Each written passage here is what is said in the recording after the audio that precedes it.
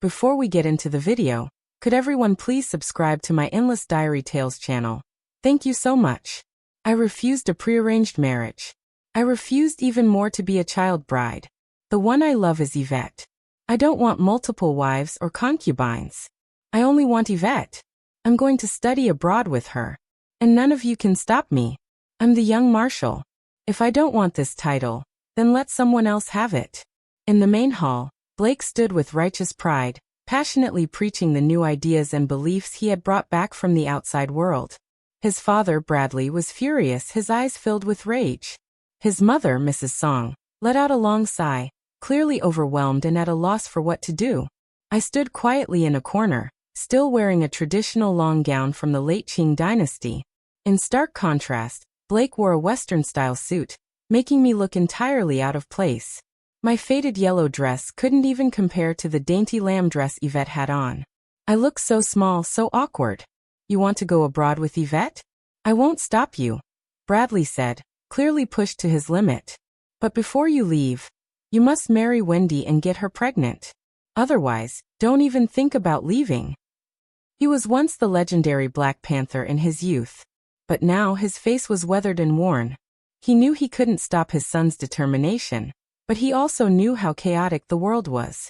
He had to ensure the continuation of the family line. Mrs. Song's eyes turned red, tears streaming down her cheeks. Who knows when you'll return after going abroad?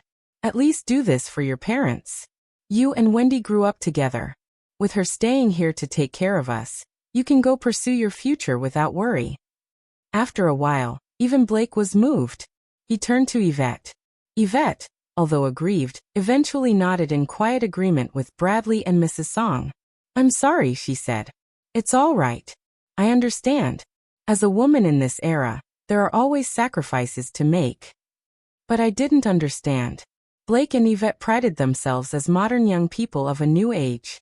They claimed to reject feudalism, oppose arranged marriages, and resist outdated traditions. Yet, when it came to shouldering responsibilities, they passed them on to me. Not once did they ask whether I agreed to this feudal arrangement, whether I was willing to bear the responsibilities that should have been theirs.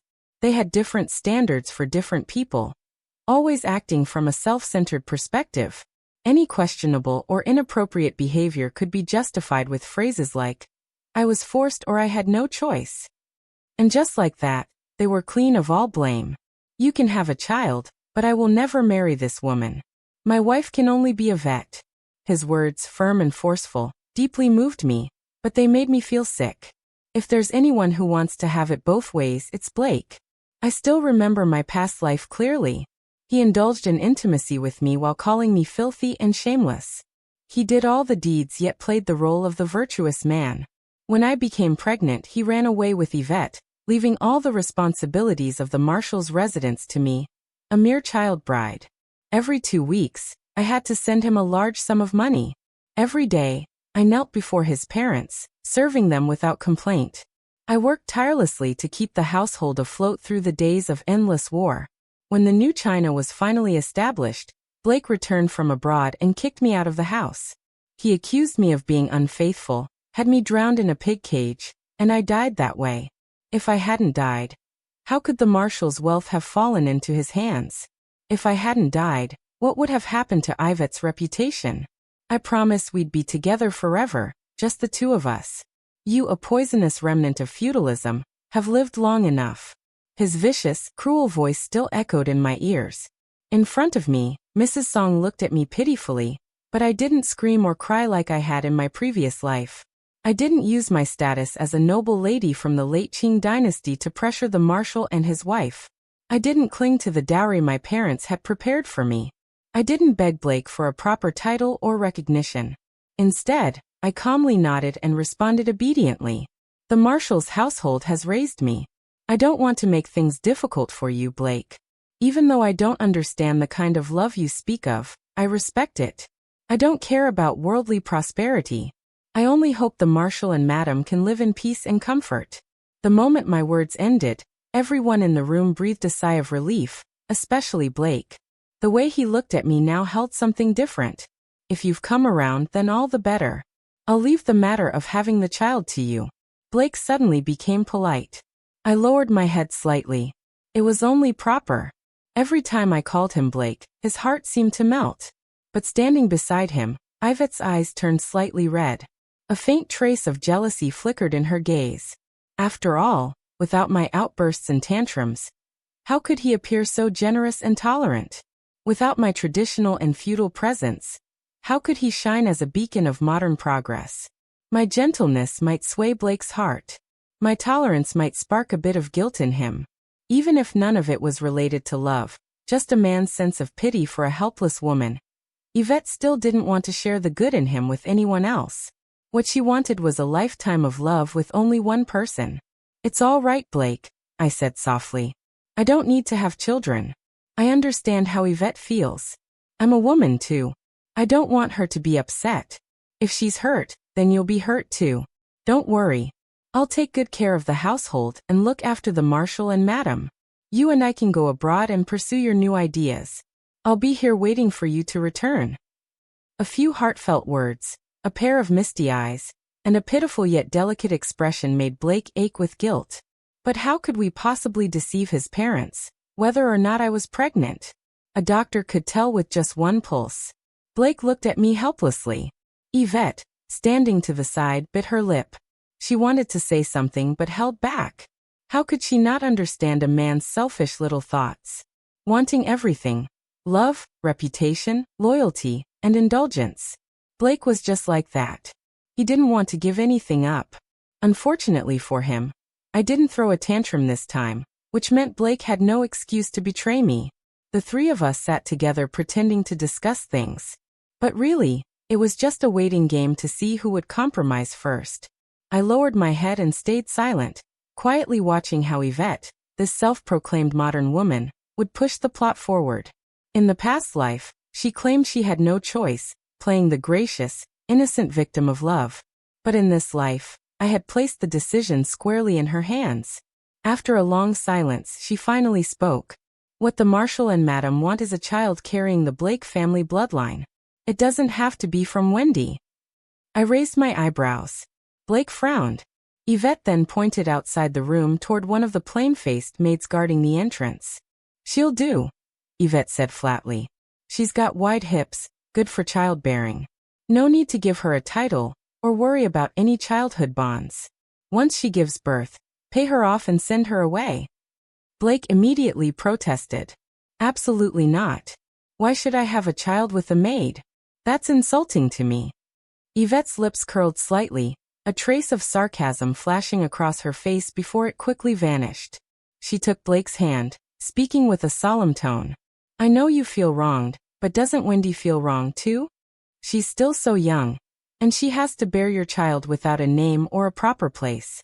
Have you thought about how she's supposed to survive here in the marshal's residence after you're gone? People will laugh at her, say she's not even worth as much as a servant. Can you really bear that?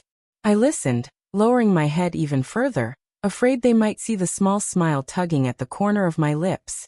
So this was Yvette's idea of progress and new thought, too afraid to openly contradict Blake, but still finding ways to eliminate me.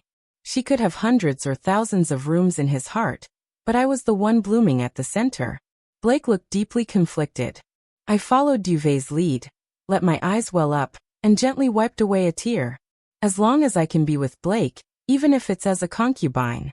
I paused, then continued in a trembling voice. But Blake loves Yvette. He wants a lifetime with only her. I don't want to ruin his promise to her. I don't want him to hate me. I looked at Blake through tear-filled eyes, my face full of sorrow. If loving Blake meant he would one day hate me, then I'd rather be dead. Blake's brows furrowed even deeper. So, you think I should have a child with a maid? I replied calmly. Who you have a child with is entirely your choice, Blake. But I don't want to be a wedge between you and Yvette. I like you, Blake. But if I can't marry you, then I'd rather stay your little sister for life. That way, I can accept me too. With that final line, I tossed the burden back onto Yvette's shoulders. Her face turned cold and grim, and she clenched her jaw before turning to Blake. I can't accept that a good girl like Wendy would have to suffer so much in the future. It would tug at your heart and mine. And if we carry that burden with us overseas, How could we ever focus on our studies in peace? Blake wanted to argue again, but Yvette cut him off. As long as the maid gets pregnant, the Marshal and Madam will accept it. Either way, it's still a child of the Blake family, I added softly. Don't worry, Blake. I'll treat the child as my own and take good care of everything. And just like that, Blake was trapped. With no real choice, he had to accept the idea of fathering a child with the plain-faced, plump servant girl. For half a month every day for 30 minutes, Blake and that maid spent time in my boudoir. During those 30 minutes, Yvette and I would sit together, chatting idly, mostly with sarcasm and veiled jabs. Don't think I don't know what you're up to, she sneered. You're trying to plant yourself in Blake's heart by playing the pitiful, gentle, helpless woman. But I saw through your act long ago. In the end, Blake will always side with me. The fact that he'd rather listen to me and sleep with some filthy, disgusting servant instead of touching you. That says it all, doesn't it? I kept my expression blank, continuing to play the part. Whenever needed, I'd even shed a few tears, just enough to draw some sympathy from Yvette. The more I did it, the less energy she had left to confront me directly. Occasionally, when I appeared too calm, she would still spit a few harsh words. Playing the innocent again? Who exactly are you trying to seduce? There's nothing left between you and Blake. He won't even spare you a glance for the rest of his life. Yvette was smart. She knew how to secure Blake's loyalty. But I wasn't stupid either. I knew how to make sure Blake never forgot about me. The difference was she loved Blake. I had never truly wanted him. I wished nothing more than for the two of them to leave the country immediately and vanish from my sight. Only once they were gone could I begin to take control of the Marshal's household. Half a month later, the maid with a face full of acne was confirmed pregnant. The very day the doctor came to take her pulse, Blake and Yvette bought tickets to sail abroad. No matter how angry or disappointed Bradley and Mrs. Song were, the two insisted on leaving. I knelt in front of the Marshal and Madam, begging on their behalf. Please let Blake and I go. I may not fully understand their big ideals and ambitions, but I believe they're right. This world gets worse by the day. If we want to survive, we must change. But how do we change? We must learn. I'll carry the entire household on my back. I'll serve the Marshal and Madam well. I'll take responsibility for everything Blake left behind. And I'll raise the Blake child with my own hands. Please rest assured. I shouted until my voice was hoarse. Blake left with great reluctance. If Yvette hadn't dragged him away, I truly feared he would have missed the ship altogether. The truth was, I never wanted to see Blake's disgusting face again. The maid who got pregnant with Blake's child was named Fangling. In my past life, after Blake and Yvette left the country, I stepped up as the Marshal's wife and managed the entire household. I knew full well the times were turbulent. To survive, the most important thing was to win over people's hearts. In the worst of times, I chose to give away all our wealth to keep every single person in the Marshal's household safe. But Fangling, of all people, spread lies among the staff, sowing doubt that I was planning to flee the country with the family fortune to reunite with Blake. Because of her rumors, I faced hardship after hardship. By the time I realized she was the traitor from within, the Republic had already ended, and demanding a maid's life now felt utterly powerless. I drove her out of the Marshal's residence, never expecting that she would hold out long enough for Blake and Yvette to return from overseas. With just a few choice words, she turned Blake against me, making him resent me to the point that he no longer cared if I lived or died. But this life, it was my turn for revenge. Miss Wendy, Fangling said smugly, her belly bulging. Now that I'm carrying the young Marshal's child, shouldn't I be assigned 2 maids to take care of me? Of course, I know I can't be the Marshal's wife like Miss Yvette, but I should at least be considered a concubine, right? Dangling presented one demand after another, and I granted them all. I gave her the best room to live in, made sure she didn't lift a finger. I fed her the best food, fatty, tender chicken, duck, and fish soups every day. She was only 6 months along, but her belly already looked like a giant basin. Bradley and Mrs. Song were delighted when they saw her, especially as they hoped for a grandson. By the 8th month, her belly was covered in stretch marks of all shapes and sizes. She couldn't see them, and those who could didn't dare say a word. When her due date arrived, her water broke. The doctor and midwives rushed to help. She was in labor for 3 full days and nights, but the child was too large and too still. It simply wouldn't come out. The woman screamed herself hoarse, her cries sending waves of panic through the household. The doctor was at a loss. The midwife was completely exhausted. I brought a book to Bradley and Mrs. Song, suggesting a C-section. After much debate and back and forth, the blade finally fell. The mother didn't survive the surgery, but the 10-pound infant was heavy and healthy in the arms of the marshal and his wife, who beamed with joy. They simply said, "Bury her," and ordered that some silver be given to her family as compensation. And just like that, Fangling was gone. Even in her final moments, she had cried out. The young marshal said, "Once I have his child, I'd become his concubine. I was going to be a mistress. I was going to be someone important." Fangling wasn't wrong. In the future, the people would indeed be their own masters. But sadly, she didn't have a future. This month's living expenses have run short again. "Father, could you please send more silver? I need money for car rides, coffee, and movie tickets. Bread and wine are especially expensive here. I miss the abalone and sea cucumbers from home dearly. But I bet I can't come back just yet. At least not until we figure out how to save our family. We hope you and Mother will continue to support us." I read Blake's letter aloud, word for word. Bradley was illiterate, and Mrs. Song's vision had faded with age, so all correspondence from Blake passed through my hands. His writing was dense, line after line, and I chose which parts to read aloud. For this letter, I didn't mention a single word about Blake's concern for his parents or his child. I only read the parts where he asked for money, his complaints about high expenses, about how everything cost too much. It worked perfectly. Bradley was annoyed and Mrs. Song disheartened. I cradled the baby gently inside. Blake never once asked about his parents' health or well-being. Every letter is just about money. But we can't give them everything. We have so many mouths to feed here. The marshal is ill and needs medicine. Madam hasn't had bird's nest soup in a long time. The wet nurse still hasn't arrived for the baby. He's barely getting enough nutrition, and my milk is drying up.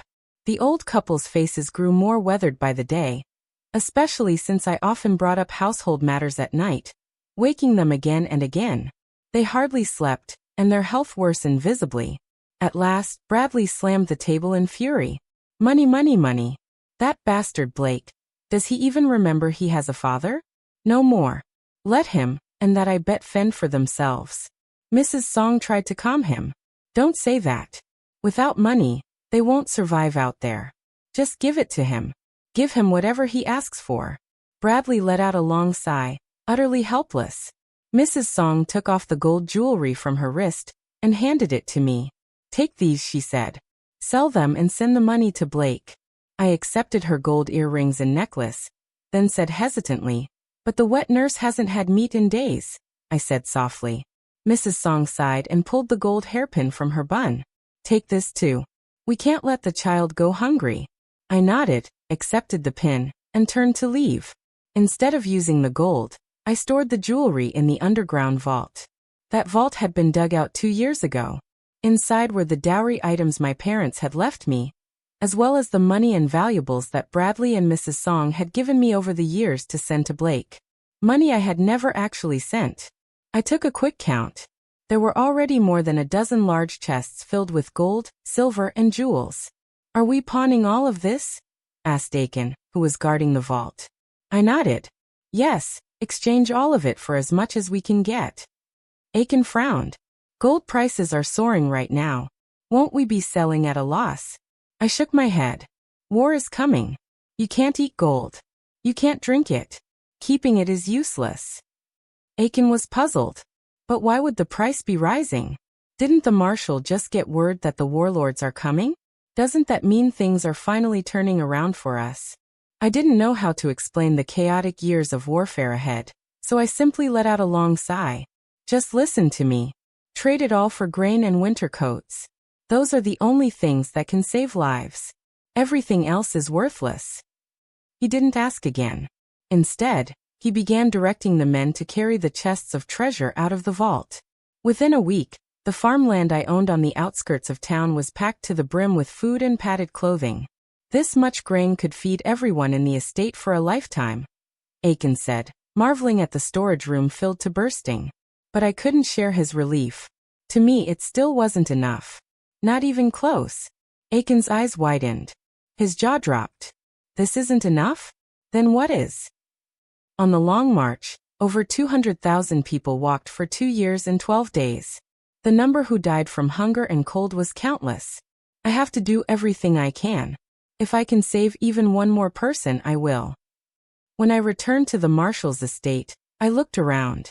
The former splendor had long since faded, but the bricks and beams, every stone and tree, had all been built with silver piled high. Without thinking, I turned to Aiken and asked, "How much do you think this place is worth?" He nearly dropped his jaw to the floor. "Miss Wendy, you're not joking, are you? You're thinking of selling the Marshall's estate? The Marshall and Madam would never agree to that." I gave him a small smile. The plan was already forming in my heart. Their approval isn't necessary. The remittance account we used to send money to Blake was under Bradley's name. Every transaction required his signature. I brought him a document as usual. "Is this the remittance slip?" he asked, dazed, taking a deep drag from his opium pipe. "Why does it look so long today?" I kept my face calm and offered a rehearsed explanation. "The war outside has tightened. Domestic banks and foreign ones have signed additional clauses to secure the transactions. These are just supplementary agreements. Would you like me to read them to you?" Bradley rubbed his eyes and shook his head, the tip of his pipe glowing red. "Forget it. Listening to those terms only gives me a headache. Just sign and send the money. Ask him for me. When the hell is he coming back?" I nodded obediently, stepping outside once more. Under the sunlight, the property transfer deed clearly bore Bradley's name, written neatly and confidently. Though he couldn't read, he had signed it perfectly. I left through the back gate of the Marshall's estate and entered a small tea house. At the appointed hour, a wealthy businessman I'd previously negotiated with arrived, accompanied by his attendants. After some polite greetings, I handed him the deed. He checked it thoroughly, and then pulled out a thick stack of silver notes from his pocket. I counted them, confirmed they matched the number I had in mind, and thanked him. Before leaving, the businessman offered one final word of caution. "These silver notes may not hold their value forever. I suggest you exchange them soon. Get something more practical to keep close at hand." I nodded and left the tea house, heading straight to the bank to cash the silver notes. Then I went to the grain shop and bought all the rice and flour I could. While Aiken delivered the grain to the farmland outside the city, I returned to the Marshall's estate, thinking about how I could persuade Bradley and Mrs. Song to move out of the house. "Miss Wendy," a servant informed me, "the Marshall is demanding more opium again, but we've spent all the silver on grain, and have nothing left to buy it with. He's furious and insists on seeing you." I raised an eyebrow. The problem I had been trying to solve just moments earlier suddenly had a solution. "When the Marshal wanted opium and you had none, what did you tell him?" I asked. Etchen answered honestly. "I told him we were out of money, nothing else. And he didn't believe the estate was broke." I pressed. "No," he said. He didn't believe a word and started causing a scene. I smiled faintly and slipped a jade bracelet from my wrist, handing it to him. "Take this to the Yen Tea House. Book a private suite, something comfortable. I'll bring the Marshal over myself." Aiken hesitated. "That's not appropriate. If Madam finds out, she'll be angry with you." I shook my head. "She won't be. A private room isn't a brothel. Madam will be coming along too." Aiken still didn't understand, but he had spent enough time reading newspapers and learning political ideology with me to trust me. He believed in the new China I always spoke of, and for the sake of living to see that day, he willingly became my comrade. Just like him, the rest of the household, over 100 people, had become my comrades too. With the bracelet in hand, HN went off immediately to make arrangements. I sent for a few attendants to carry a sedan chair and escort Bradley and Mrs. Song to the Yenti house. The private suite was small but elegant, with rock gardens, flowing water, and all the food and drink they could want. At first, Bradley seemed skeptical, but once he reclined in a chair and took a puff of opium, all his worries melted away. The owner of the tea house was a master flatterer. Every word he spoke sang praises of Bradley and Mrs. Song. Bradley beamed with pride. Mrs. Song had originally been resistant to opium, but upon hearing it could help with her migraines, she finally gave it a try. She had heard the rumors it was addictive, but at her age, she figured what did it matter? So the room was rented for a month, and they ended up staying there for a month. During that time, I occasionally visited to read them the letters Blake sent from overseas. They still asked for money, but Bradley and Mrs. Song, leaning into each other, their eyes hazy from smoke, would just smile bitterly. No money left, Bradley chuckled, his voice tinged with self-mockery. But we've still got our lives. If Blake wants something, let him come back and get it himself, Mrs. Song added softly. Times are hard for everyone. All we wanted in our old age was to have our son close, show us some filial piety, but even that's too much. I guess we raised him for nothing. For the first time, they were in complete agreement. No more money for Blake. Not that they had any left anyway. Mrs. Song's gold and Bradley's secret stash had long since been handed over to the tea house owner in exchange for their opium supply. As I stepped out of the private suite, I opened Blake's latest letter again. Beyond his usual request for money, he wrote at length about the hardships he and I were facing. They had been homeless on the streets for 2 years. The last time they had bathed was 6 months ago on Thanksgiving, when a kind priest at a church gave them a chance to clean up. With no money and no language skills, they couldn't find work. Each day, they scavenged through trash bins, eating whatever others had thrown away. Now they were thinking about going to Chinatown to ask fellow Chinese immigrants for help. But those fellow Chinese immigrants had no sympathy at all for beggars. Blake and Yvette had to take the lowest, most degrading jobs in Chinatown just to survive. Even so, their meager work couldn't fill their stomachs. Yvette had broken down countless times, and more than once she begged Blake for a divorce. She wanted to marry an old foreign man with money. Blake loved her deeply. There was no way he would let her go, so he broke her leg and tied her to his side, refusing to let her escape. Over the past year, every letter Blake sent home was a plea for money to buy a boat ticket to return to China. The one I held in my hands now was written in blood. There were flakes of dried skin on the paper, and the deep uneven strokes made my skin crawl. This was the extent of Blake's so-called pride. In the first month of their journey abroad, Blake wrote about the beauty of life overseas, the luxury of steaks and red wine, how indulgent and extravagant it all was. He even sent back a photo. He wore a Western suit, and Yvette wore a white dress, what they called a wedding gown. It was their wedding photo. They spent $100 silver just on that photograph. In the letter, Blake went on about the hotel, the Simmons mattress, and the swimming pool. Novelties I had never seen or heard of. They tried everything. Of course, all those luxuries came at a hefty price. The money they took from the Marshall's estate ran dry within the first month. By their second month abroad, I cut off all financial support. I claimed the Marshall's estate had been looted, and we were fleeing for our lives. Blake initially thought it was Bradley and Mrs. Song testing him, trying to force him to return. So no matter how hard things got, he toughed it out. He even swore he'd never come back unless he discovered a new way forward. But by the third month he broke. He wanted to come home. The problem was he couldn't afford the boat ticket. Whatever money he managed to scrounge up through theft or trickery was sent home inside an oil drum, hoping someone would send money back.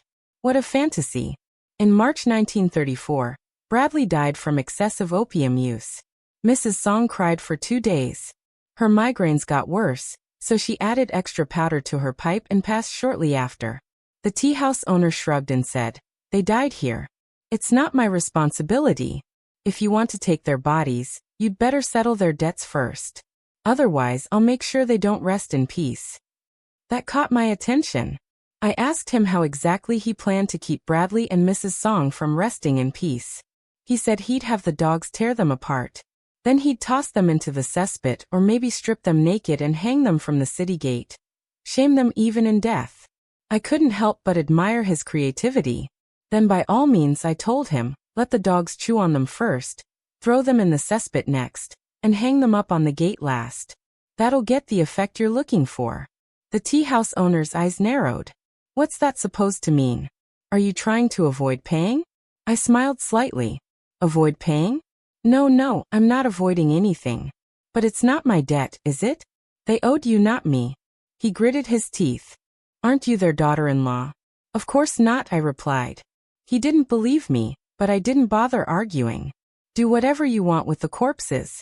It has nothing to do with me. I'm just here today to ask, do you still have stock? The tea house owner raised an eyebrow and sent someone to deal with the bodies. Then he turned to me asking, how much are you looking for? I want everything you've got, I said. He burst into laughter.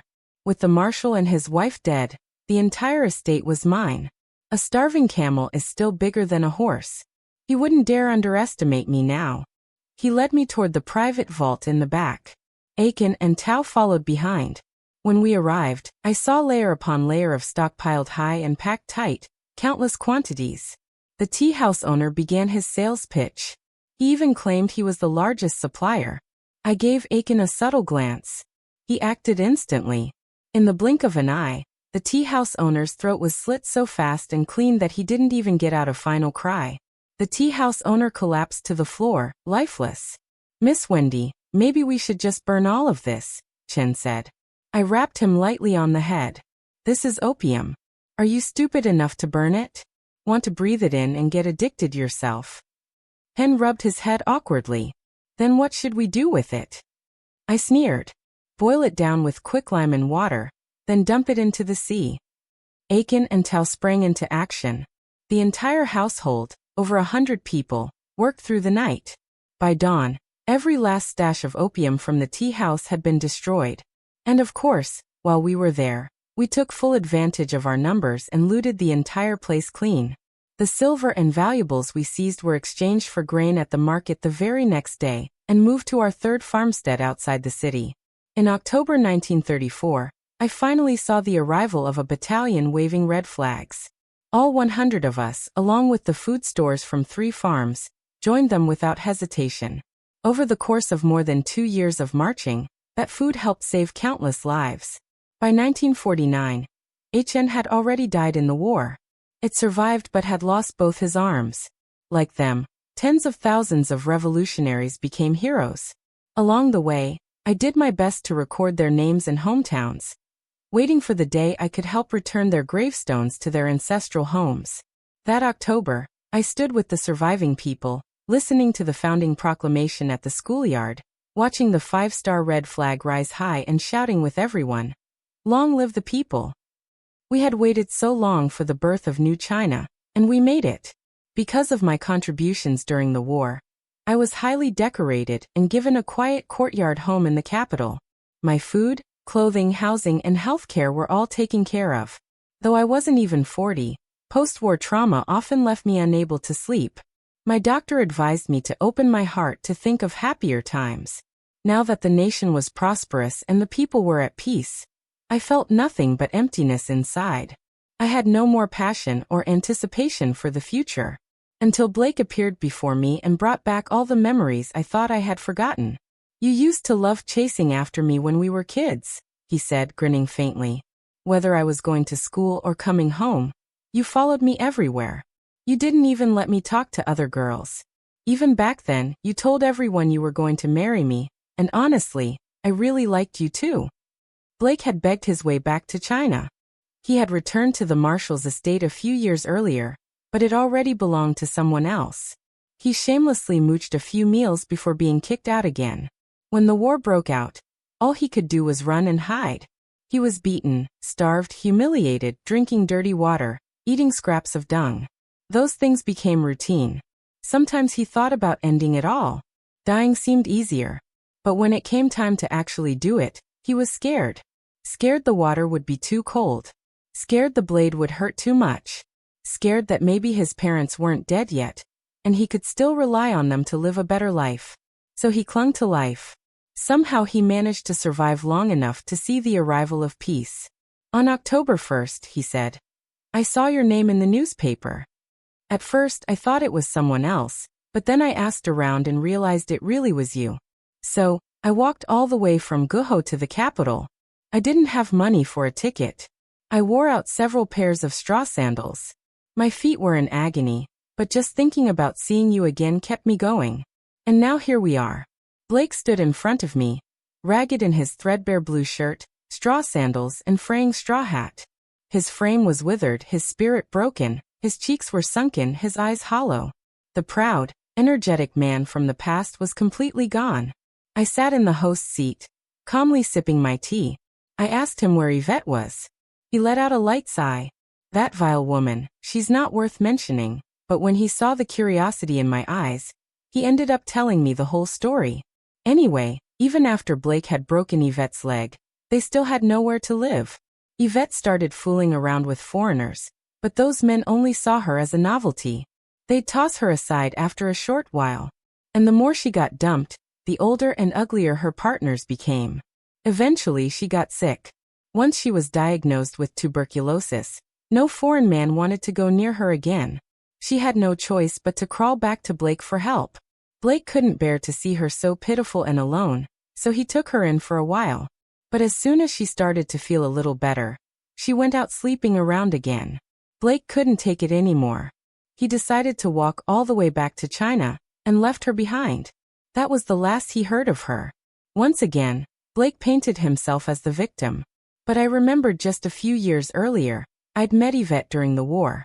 She told me Blake was lazy and selfish, that he'd forced her into selling herself to support them. She'd refused, and he'd beaten her until she was disabled. In a fit of rage, she used the last of her savings to buy a ship ticket home. And once she returned to China, she joined the Revolutionary Army as part of the Women's Corps. She later died in battle. Her name is still recorded in my book of heroes. Between her version and Blake's, it wasn't hard for me to know which one I believed. But seeing him speak so sincerely, I didn't have the heart to expose him face to face. "Wendy," he said gently, "we've known each other for so long.